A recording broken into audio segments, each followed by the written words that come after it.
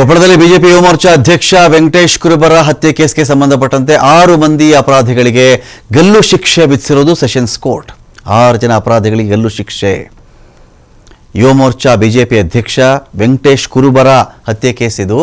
6 ಜನ ಯಾರೆಲ್ಲ ಅಪರಾಧಿಗಳಿದ್ರೋ ಎಲ್ಲರೂ ಗಲ್ಲು ಶಿಕ್ಷೆಯನ್ನು ವಿಧಿಸಿರೋದು ಸೆಷನ್ಸ್ ಕೋರ್ಟ್. ಇಲ್ಲಿ ಅಪರಾಧಿಗಳು ಯಾರ್ಯಾರು? ರವಿ, ವಿಜಯ್ ಅಲಿಯಾಸ್ ಮೈಲಾರಿ, ಧನ್ರಾಜ್, ಭೀಮ್ ಅಲಿಯಾಸ್ ಭರತ್, ಸಲೀಂ, ಮಹಮ್ಮದ್, ರಫೀಕ್, ಗಂಗಾಧರ ಗೌಳಿ. ಇಷ್ಟು ಜನಕ್ಕೆ ಗಲ್ಲು ಶಿಕ್ಷೆ.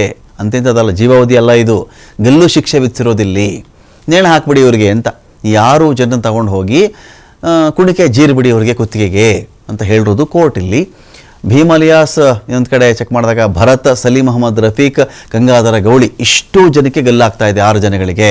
ಗಂಗಾವತಿ 1ನೇ ಹೆಚ್ಚುವರಿ ಸೆಷನ್ಸ್ ಕೋರ್ಟ್ ಆದೇಶ ಮಾಡಿರೋದಿಲ್ಲಿ ನ್ಯಾಯಾಧೀಶರಾದಂಥ ಸದಾನಂದ ನಾಗಪ್ಪ ನಾಯಕ ಆದೇಶ ಕೊಟ್ಟಿದ್ದಾರೆ. ಮಾರ್ಚ್ 23ನೇ ತಾರೀಕು ದೋಷಿ ಅಂತ ತೀರ್ಪನ್ನು ಕೊಟ್ಟಿದ್ರು. ಹೌದು, ತಪ್ಪು ಮಾಡಿದ್ದಾರೆ ಇವರು, ಪ್ರೂವ್ ಆಗಿದೆ, ಸಾಕ್ಷಿ ಸಮೇತವಾಗಿ ಅಂತ ತೀರ್ಪು ಬಂದಿತ್ತು.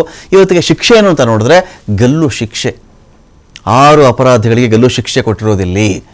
ಗಲ್ಲು ಶಿಕ್ಷೆ ಜೊತೆಗೆ ತಲಾ 3 ಲಕ್ಷ ರೂಪಾಯಿ ದಂಡವನ್ನು ಕೂಡ ಕೋರ್ಟ್ ಒಂದು ಕಡೆ ಇಲ್ಲಿ ಹಾಕಿದೆ. ಕೇಸ್ ಏನು ಅಂದರೆ 7ನೇ ತಾರೀಕು 10ನೇ ತಿಂಗಳು 2025 ಗಂಗಾವತಿಯಲ್ಲಿ ವೆಂಕಟೇಶ್ ಕುರುಬರ ಮರ್ಡರ್ ಆಗಿಬಿಡುತ್ತೆ.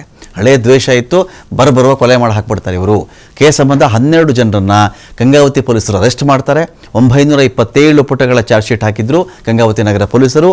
ಪ್ರಮುಖ ಅಪರಾಧಿ ರವಿ ಸೇರಿದಂತೆ 12 ಜನರನ್ನು ಅರೆಸ್ಟ್ ಮಾಡಿರ್ತಾರೆ.